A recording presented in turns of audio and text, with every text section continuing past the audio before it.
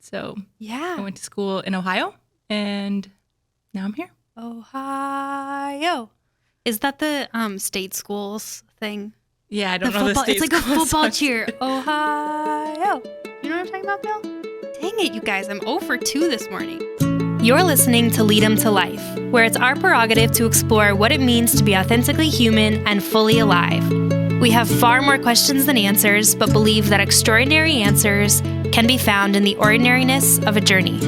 I'm your host, Emily Leadham.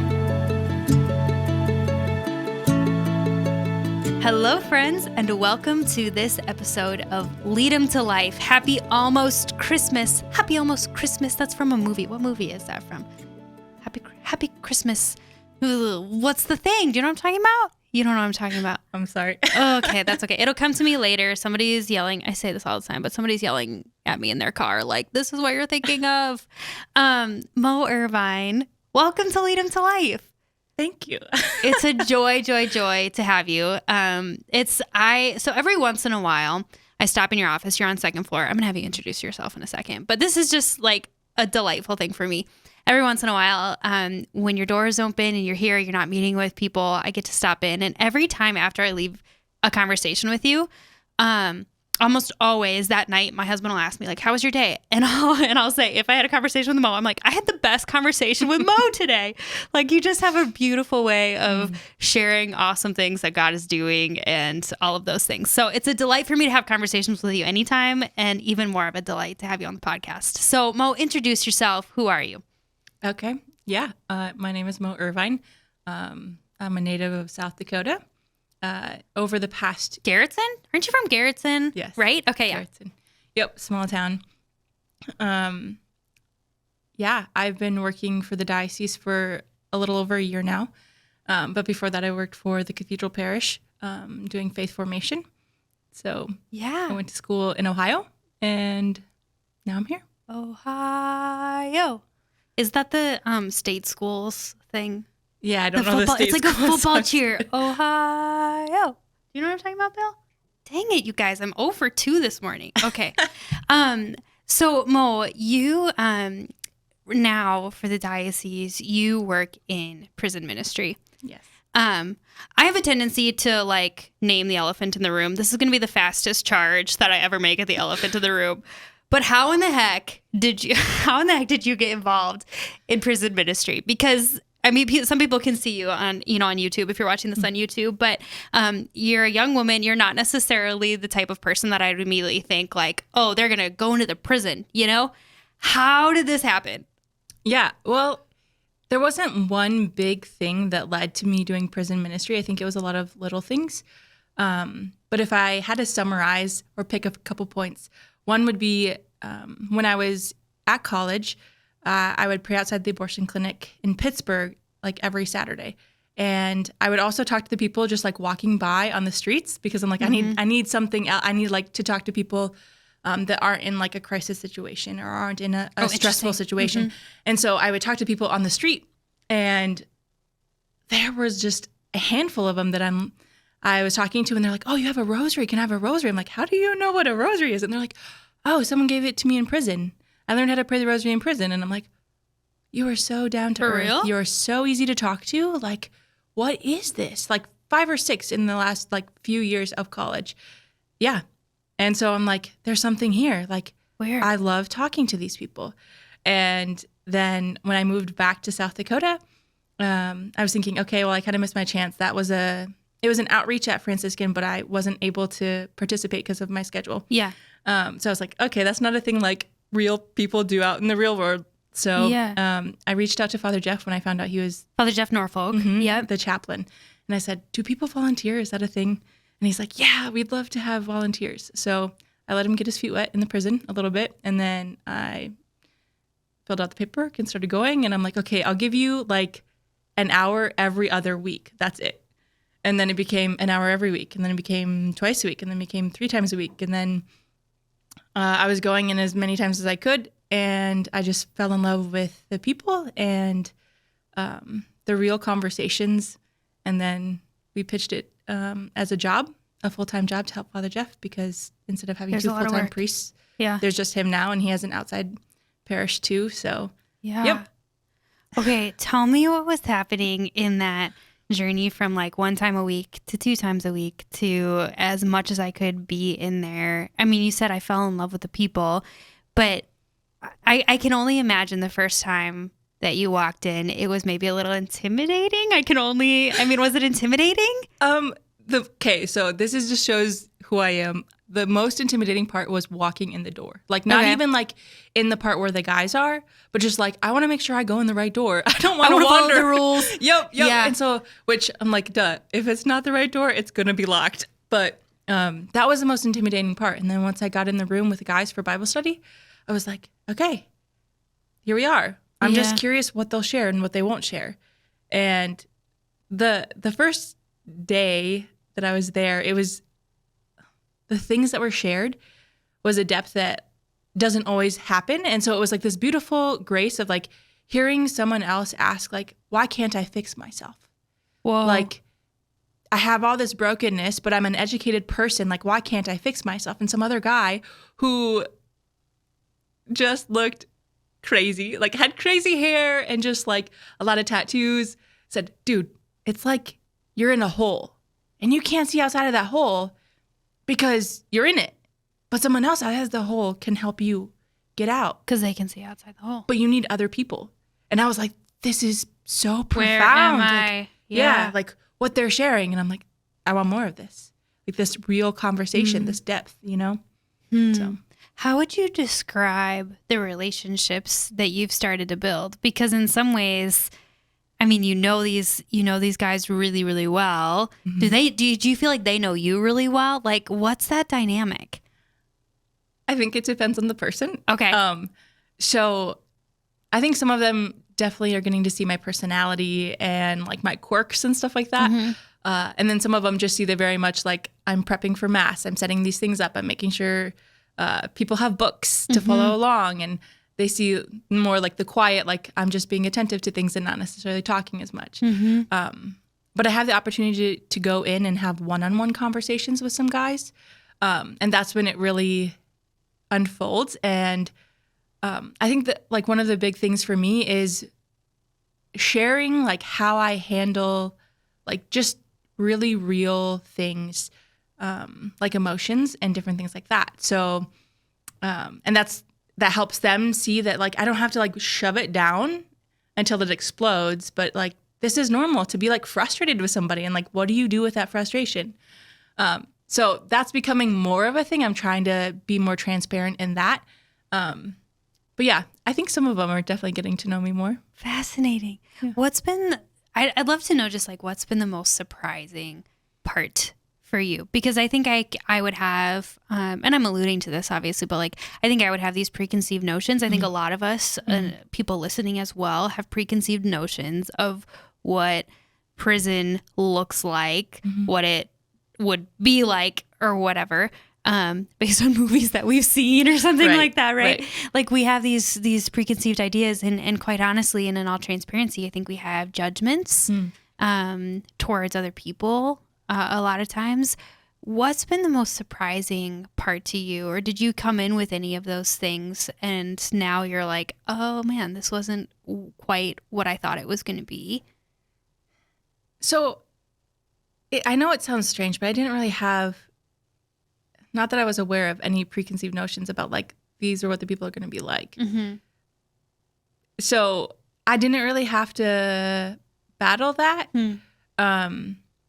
But I think like one of the most surprising things is like the level of vulnerability, which it doesn't always happen, but there are moments when, well, some of them, I mean, it's hard to generalize because there's so many different experiences, but they're just so hungry to be seen and to be known.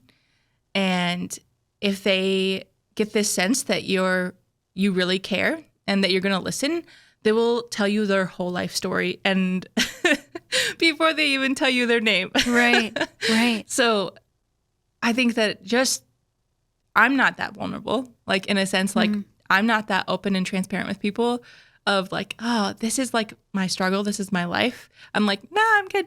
Like, but if they trust you, if they get a sense that you actually care, they just tell you everything. Like, not all of them, but a lot of them. Why do you think that is? I think there's a poverty of being listened to and heard in the prison, and in their life. Like, if you hear their stories, a lot of them, if their parents were around, they struggled with many addictions, or they were raised by grandparents who were raising a bunch of their cousins. And so they didn't have like the nurture and the attention that they needed. And in the prison, if they're sharing with some people, like I've seen it be where they're talking to another guy and the other guy's just waiting to talk, not listening, just waiting to like share their problems. And then they do, and then the other guy's just waiting to be able to talk again. But there's not necessarily like people to listen and hear them, and not like, I don't try to fix their problems, but to receive them and try to journey with them in it, you know? Mm-hmm. Man, that's it. That's a good reminder. Just even as you're talking about that, that's a good reminder for us. Am I really being an active listener?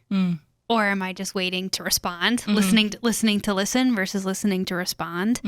And I think that can be hard, especially if we have, I have people all the time that are like, oh, I just kind of get anxiety in social situations, right. Or, you know, when the holidays are coming up, I just read something recently like, okay, I'm panicking about going to the Christmas parties because I don't know how to make small talk well or whatever. And so they were talking about just really being, and you used this word earlier, curious.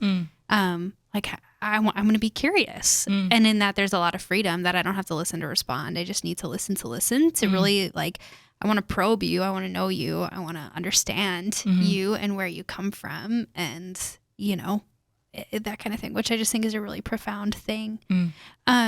As you've been meeting with some of these different men, can you, I don't know if you, this is probably not even a fair question, but do you feel like you can almost like pick up things that you have learned about humanity that have really struck you in the process? Because you are sitting with humanity each and every day in a way that I don't even get to do. Sometimes I feel like I'm sitting at my desk or whatever. You are just really sitting with the beauty and the ugly of humanity too, right? And we've all got it. What are some of the things that you've learned about the human person through this process, or maybe even yourself? Yeah. I mean, I feel like I'm constantly learning things about humanity. I mean, it's just so beautiful. Like, people are so beautiful, even in the mess of life and the struggle. I don't know. I'm constantly like, whenever I'm leaving the prison, I'm just like, I'm just so privileged to be able to listen to these people's stories and for them to share like the real struggle of life. But I guess if I had to summarize all of it, I've just learned that like people do want to hope and like believe in the good. Even though they've had horrible lives, like just major struggles that I've never experienced, there's still this desire to pursue good and to see themselves as good. And that's a big thing to overcome. Just not believing you're good. And yeah, I just love being able to point to who they truly are and be like, this is you. Not like, I see all your tattoos, I know your affiliations, I know all these different things, but like that moment when you shared that thing, that's you. That's the real you. Do they receive that? I think so. I mean, for the most part, I think most of them do, because it doesn't happen right away. It happens after many conversations of them sharing and me asking questions. And there's usually like, I don't have this formula of this is when I ask those questions. Right. But I just love the deep questions, and they're so hungry for it. Yeah. Like sometimes they'll be like, oh, you're going so deep. Like, And I'm like, okay, like you lead. Yeah. If you want to go back to like more superficial conversations, that's fine. But then it all starts trickling back to like the deep, real, true questions of life of like, who am I? Yeah. Why am I here? Yeah. And then I'm like, wait, but you brought it back there. And they're like, oh, I did. I'm like, it's because it feeds you in a way that all these other conversations don't, right? And they're like, yeah, it does. Are you allowed to give any examples of like what some of those look like? Obviously without sharing names and that kind of thing. Are you allowed to do that? Sure. because I would love to know, like, walk us through some, because like I said, there's such a beauty in the humanity and the many examples that you shared with me personally that are so moving to me and have really helped undo some of my preconceived notions, not only about, people in prison, but also about like the people in my life, and it kind of like resets this, I don't know, just like mercy with which we can look at each other and love each other in all of our joys and trials, So I don't know if there's any like specific examples that are coming to your mind right now, but yeah, I mean, there's a couple different ones. Just explaining how they share themselves and how life unfolds. There's this one guy who I'm currently meeting with about once a week or so. And I knew him when I first started going in. Okay. So in January, it'll be 3 years since I started volunteering, which is crazy. that is crazy. That's wild. But yeah, so he came to Bible study some, but he would never talk. He would just sit there and like lean back in his chair. But he would come? Yep, he would come. And then he'd like bounce. As soon as like it was over, he would just leave. I'm out. Yeah, and he has all these face tattoos and all these neck tattoos and everything. And so I'm like, all right, I want to know. I love how lightly you take that. I would be like, oh my gosh, I'm so intimidated. And you're like, oh, he's got all these tats. Like, I'm so fascinated by tattoos. I love it. So I didn't get to know him very well during the Bible study, but then he came to Mass a few times. And at one point he was stressing because he hadn't heard from his girlfriend. And so I'm like, hey, this Mass can be like a sacrifice for her. Like you can offer it up because you're concerned about, you don't know if she's okay or whatever. And he's like, okay. And so I think he like really prayed during that Mass. Anyway, so he gets out, finishes his sentence. Well, he commits another crime less than a year since he got out. So now he's back in. But when he was in county, before he got sentenced, Father Jeff and I connected with him again. And so we would go in about once a week and just start talking to him and be like, what do you want from life? Like, is this what you want? And he has a major drug problem and doesn't really have, most of his family also struggles with substance abuse. And anyway, so now I'm still meeting with him, but he's in the prison. And the conversations that we have, they all keep coming back to like, who is he?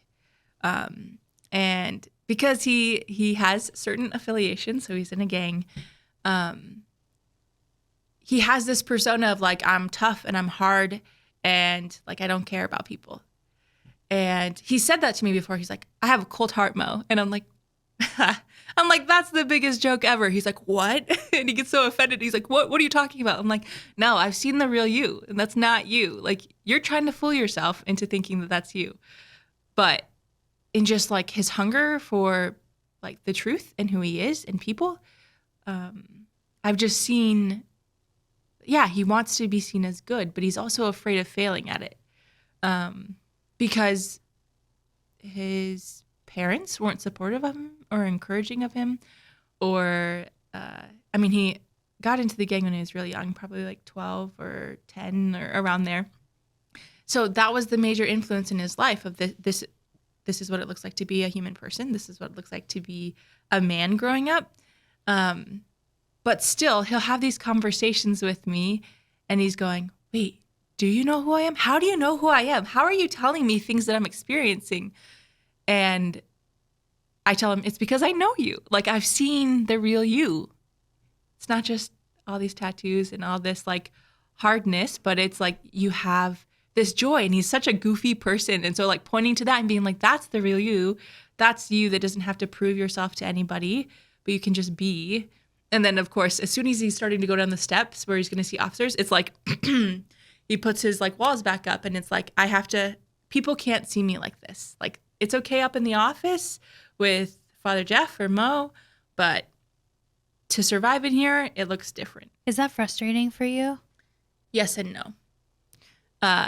Yes, because I want other people to see the truth of who they are, because I think that would transform the culture. Yeah. But also because of their history of just people walking away from them, I'm like, I get it. It's this struggle of I'm being very vulnerable with you right now. And it takes a lot for me to just trust you're not going to go tell other people. But also, like, I don't know how to be that way yet. So I have to protect myself. I don't even know how. Yeah. Because they've never experienced it outside of this time where they're encountering authentic love. Yeah. In prison. Yeah. In your office. Yeah. Wow. I mean, I just have to sit with that for a second, because I think, isn't that true of so many things, in that I want to love better. I want to whatever, X, Y, and Z, but I don't know how. And I that takes practice. That takes a safe environment that can be received. And that's probably one thing that's really lacking, is there's not that safe environment for the vulnerability to be received. Yeah. You kind of mentioned like just the gang reality, which I remember the first time you telling me that, I was like, I just was like, man, it's South Dakota. Funny. Like I did, like, I'm so unaware. I'm just so unaware. How have you seen that kind of impact culture, person's ability to find freedom, ultimately, like, what's the impact of that?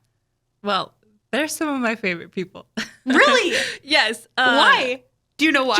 Just because? Okay. So when people would ask me about prison ministry, I would say, oh, middle school ministry prepared me for prison ministry. And they always laugh, because I was a middle school youth minister in Brookings. Yeah. And I'm for real when I say that, because middle schoolers, they have a lot of awkward and a lot of attitude. And once you get past that, then they just open up and they like just they're the best people ever. I love them. Right, yeah. And I think like gangsters are like that too. Like once you get past the awkward and the attitude and like the I want you to be intimidated by me, and you're like, oh, nope, not gonna work. Then it's like, wait, you're not scared of, like, I've done all these things to make you intimidated, like to be intimidated by me. Yeah. Like you're not. Why are you not? Why are you not afraid of me? Right, yeah. And I'm like, wait, what's that mean? What's that mean? What are those You're tattoos like, mean? tell me all about your tattoos. Yep. And they're like, I can't tell you about that. I'm like, okay. One of those. Yep. Oh, that's funny. That's so funny. So, yeah, they just, I don't know. Once they start to unfold, they're like the greatest people. And so because they have been in the gang, and I think it's more often ones who've been in it from a very young age, they just really want to belong somewhere. So there's this gang rehabilitation program in LA by Father Greg Boyle, Homeboy Industries. And he says, nobody runs to a gang, they run from something else. And so like they just find this group of people that are also running, you know? And they want to belong somewhere. Right. And they just want people who are at least going to like, I think a lot of them know that it's not like healthy love, that it's not what family should be. But they're like, well, at least we're in this together, so you have to have my back to some extent, which they maybe didn't receive that outside of the gang, like in their families or wherever. So there's some of the most loyal people, but they also have a skewed sense of what loyalty means. Yeah. Because they're not actually, like, some of them, like, they're loyal to a fault. Well, because they'll defend what isn't good. And I'm like, true loyalty, like, defends seeks the good. Yeah. Interesting. Yeah. You told me about a book. Oh gosh, and I don't remember the name of it, so you're gonna have to read my mind. Where the author was writing about a person, like the worldview that comes from gang membership, kind of thing. Okay. And do you know what I'm talking about? I think you told me about this, and how it's been so helpful as a book that you've like given to gang members, and they're like, "This is me. Like this is." Would you know what I'm talking about? Yeah. So that's Father Greg Boyle. That is his book. Yeah, he wrote a couple different books. So he has Tattoos on the Heart. Yes. And Barking to the Choir. Yes. So, yep. Those. Yep. Okay. So, what have you, like, why do you think that has been such a powerful resource for the people that have read it? for the guys that have read it, or that you've kind of walked through it with them or whatever. Yeah. I think it's powerful because they can see that they're not alone. Someone else has experienced what they've experienced and they can put words to it. I think that that's really powerful for them to, they have all these emotions and all these feelings, but they don't necessarily know how to articulate them. And so when someone's saying, this is my experience, and they can say, that was me. I experienced that too. And then they can see, but they changed their life and this is where they went with it. And it was okay.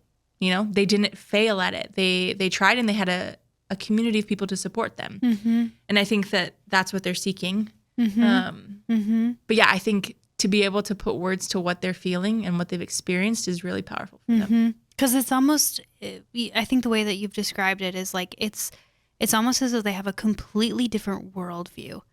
Which, and we know this, right? Like culture affects our worldview, the culture that we're raised in, the experiences that we have, the level of attachment or a lack of attachment to, you know, secure parental environment, that kind of thing. Like it really has a massive impact on how we see the world.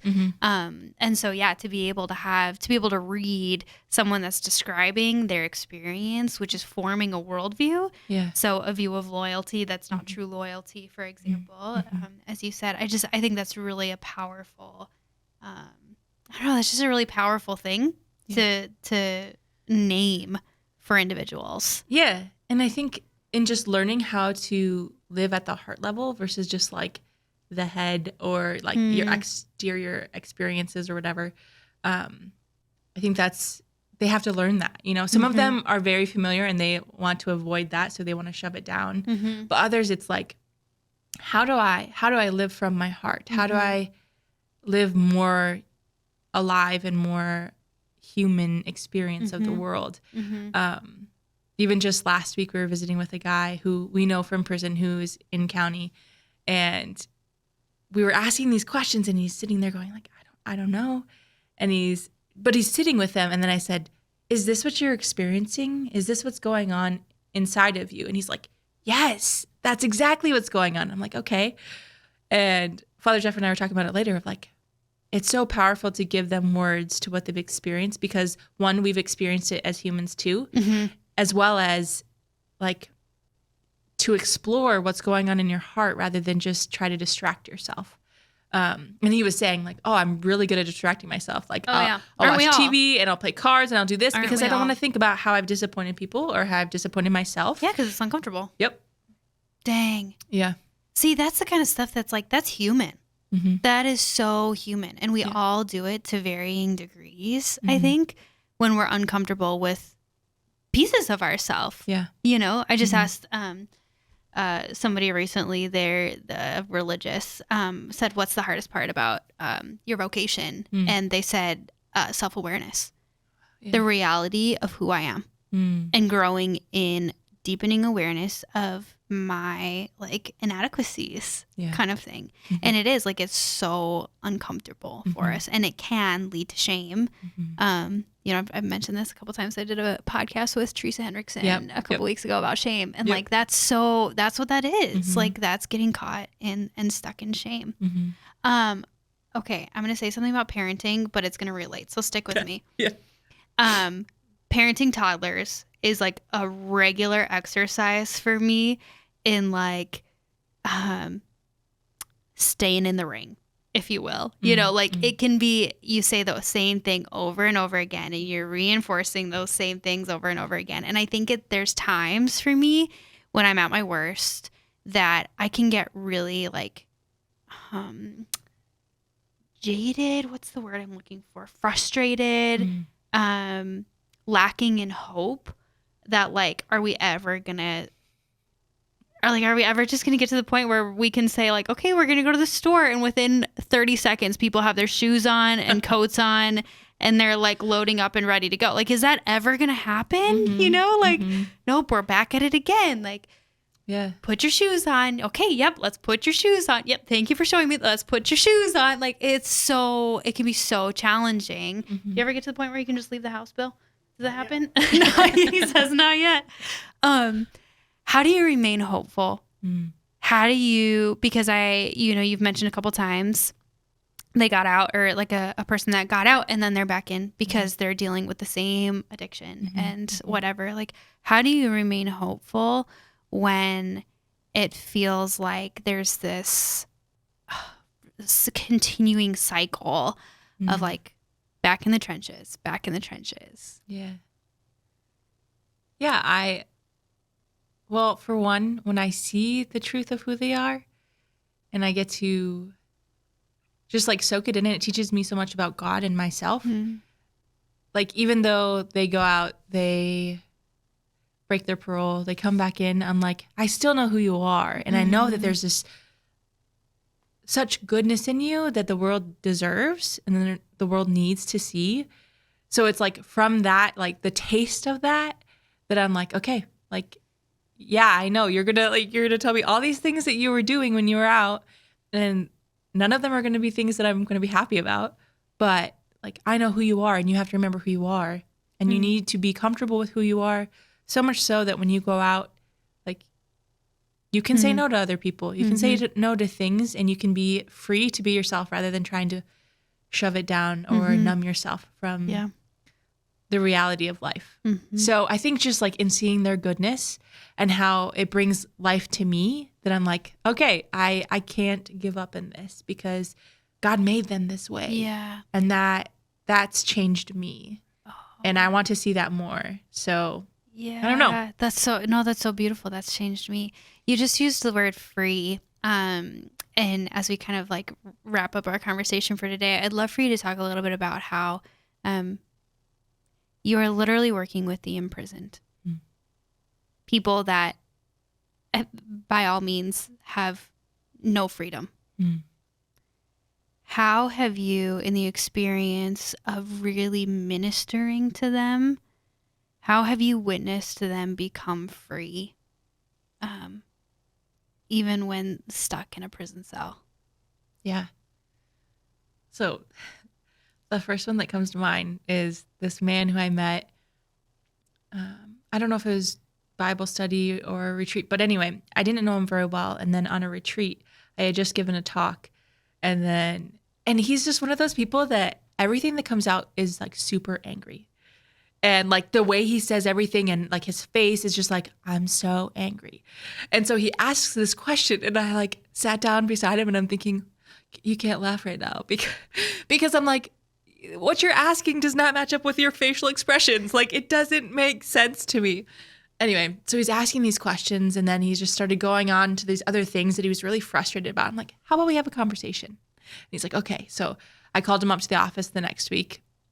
And then months later, like, we had conversations about once a week or every other week for months.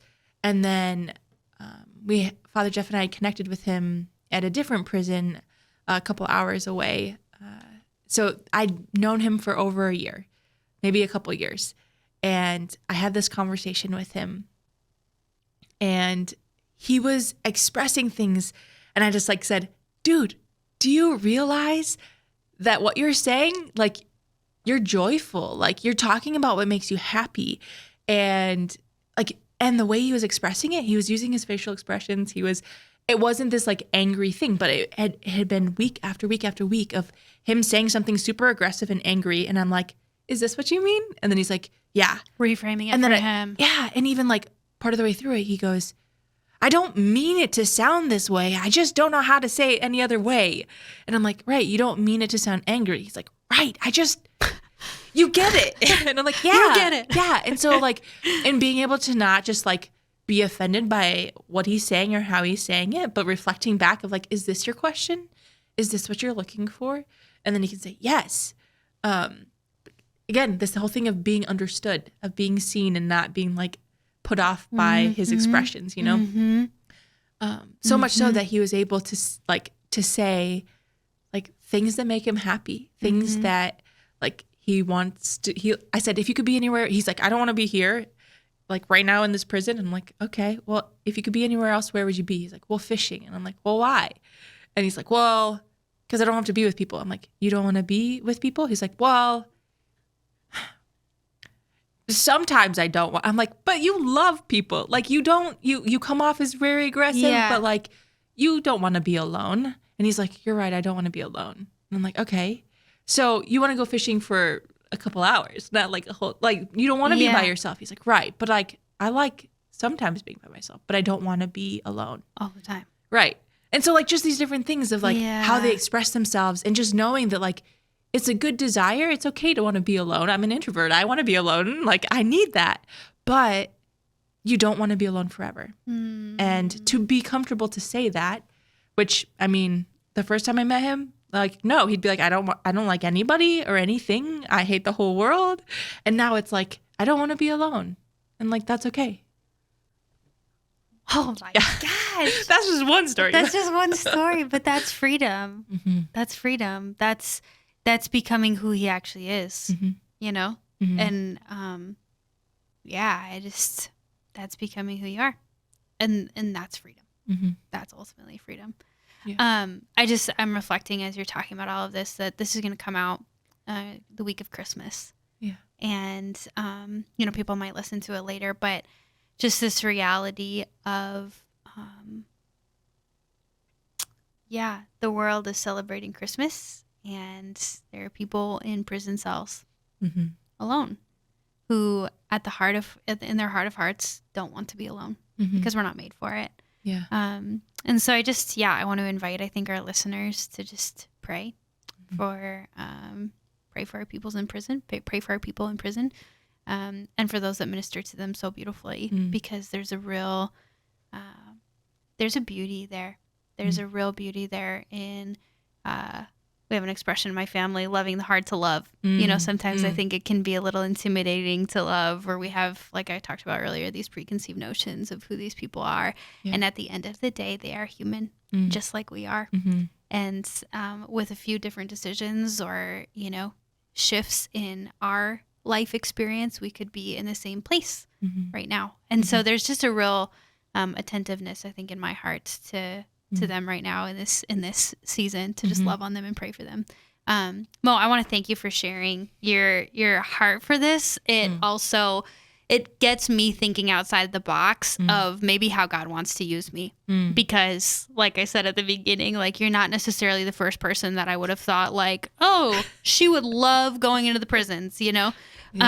But it's so clearly an anointing on your life. And I think it just invites me to reflect like, man, how does God want to use me? And it might not look like what I think it's going to look like. Right. And so just to be really open to that, I think is a profound thing. Okay, my last question for you. I ask every guest that comes on Lead 'Em to Life, what's a question that you've been pondering? And this is really just comes from my desire to be curious about people, about ourselves, and about God. So I want to know, Mo, is there a question that you have been pondering recently? Wow. I think the question lately that I've been pondering is, what does it look like to love people who aren't open to it? We don't want to be loved. Yeah, or they don't know how to receive it. And like the goodness, like what's the goodness in that of like learning how to love them when it's not being received? Because I know for me, like the Lord's loving me constantly, but I'm not always receiving it. So I'm like, Lord, how do you love me? Like, why do you continue when I'm not open to it? So it's applicable to me and everyone else. Beautiful. Yeah. I mean, I'm thinking of my family, my toddler girls, when they're not open to receiving it. Yeah. What does that look like? But also in the bigger things, the adults that we come into contact with too. Yeah. Mo, thank you again for sharing your heart for this, your experiences. It's so cool. It's so fascinating. It's inspiring all at the same time. So I just really appreciate you sharing. Friends, I hope that you share this episode with a friend. I hope that you start thinking about how God might want to use you. And remember to pray for people that might be a little more alone than they'd like to be this Christmas season. We'll see you next time.